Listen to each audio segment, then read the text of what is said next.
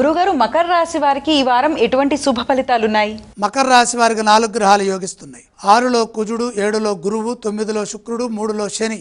మీ కృషి ఫలిస్తుంది. క్రమశిక్షణతో నిర్ణయాలు తీసుకొని పనిచేయడం ద్వారా మంచి పురోగతిని సాధిస్తారు. పోటీ పరిస్థితులను అధిగమించే వీలు కలుగుతుంది.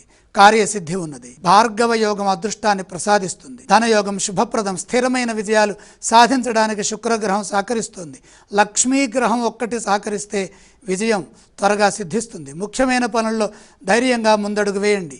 సంక్లిష్టత ఉద్యోగంలో గోచరిస్తున్నప్పటికీ సమర్థవంతంగా పనిచేసి ప్రతిభతో కార్య సిద్ధిని పొందే వీలున్నది. వ్యాపారంలో జాగ్రత్తలు తీసుకుంటూ ఉన్నదాన్ని కాపాడుకుంటూ ఇతరులపై ఆధారపడకుండా నూతన ప్రయత్నాలు చేయకుండా జాగ్రత్తగా సహనంతో పనిచేస్తే వ్యాపారంలో ఎదురయ్యే సమస్యల నుండి బయటపడతారు.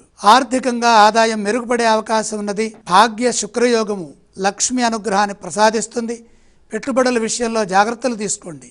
ఒక ముఖ్యమైన పనిలో విజయం సాధిస్తారు. పరస్పర సహకారంతో మేలు జరుగుతుంది. ఆరోగ్యపరంగా జాగ్రత్తలు తీసుకోండి. వారం మధ్య భాగంలో శుభవార్త ఆనందాన్ని ఇస్తుంది. ఈ రాశి వారు ఏ స్తోత్రాన్ని పఠించాలి? మకర రాశి వారు సూర్యుడిని ఆరాధించడం మంచిది. గురుగారు, మకర రాశి వారు ఏ ఆలయాన్ని సందర్శిస్తే శుభ ఫలితాలుంటాయి? సూర్య దర్శనం మేలు చేస్తుంది. గురుగారు, మకర రాశి వారు ఈ వారం ఏవేవి దానం చేయాలి? గోధుమలు దానంగా సమర్పించండి.